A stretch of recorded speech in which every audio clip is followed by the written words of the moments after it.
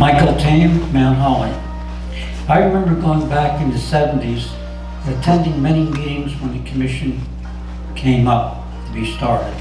I remember reading the draft in 79. I remember in 1980 when it was approved. I have attended meetings years ago. But what I've seen and heard in recent years, particularly this past year, it just blows my mind. I wonder if the CMP, if every commission member has gone through it and think about it. Because if they did, I think things would be a lot different today. One of the things is this pipeline.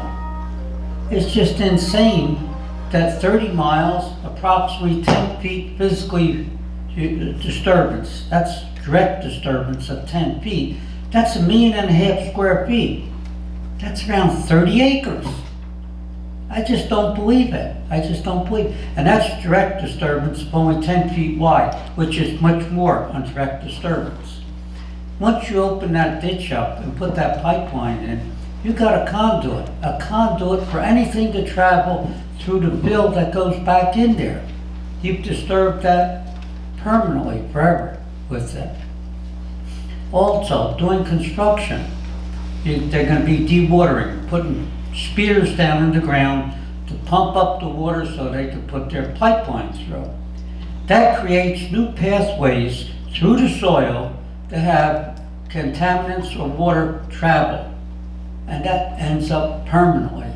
In the past, where major pipelines have gone through, where there was dry areas, after they're through several years later, they had wet areas. Where there's wet areas several years later, there were dry areas. It's something that you can't reverse.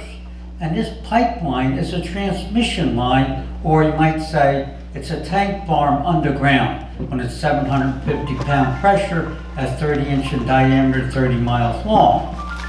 It's insane. And if anything happens, you have to think of a forest fire. And forest fire, they're awful. I remember the one in 63, I think it was April 22nd of 63. It went through 100,000 acres in this area here. It destroyed everything. It also took 2 lives and many homes damaged. I mean, these are things you cannot replace. But the damage here and the scope of this project is enormous on it. Over at the military installation, the joint base there, they have spent $100 and something millions over the years to clean up and try to remedy contamination that has occurred with it. This may just complicate the process of spending all that millions of dollars, and now this comes through and creates a new problem and spreads some of it even further in the future. Sometimes you don't realize what you're doing until 20, 30 years later, and then it's too late to reverse the contamination or the course you have taken. This is completely, you have to do some strong thinking.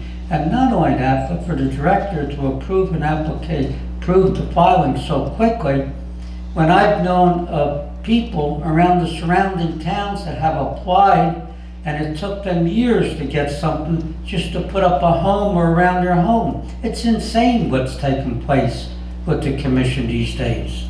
It's just not there on it.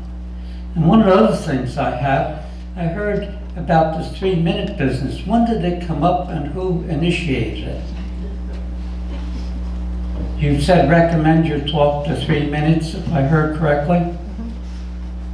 Now, who initiated that? Sure, it's been on our agenda as long as I've been here.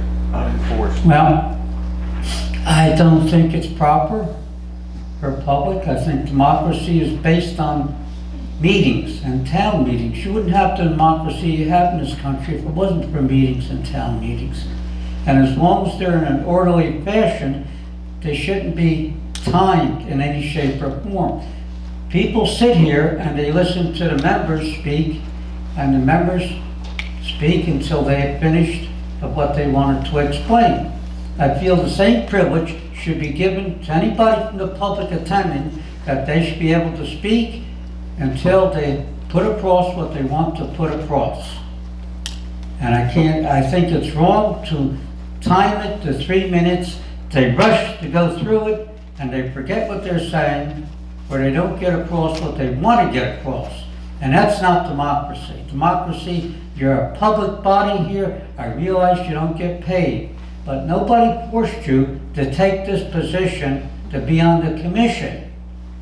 At any time you could drop out. If you don't have the time to put in it, fine. If you got an appointment for noon time, you want everybody out of here, that's wrong. You're the one that should be out of here, not them. Thank you. Thank you.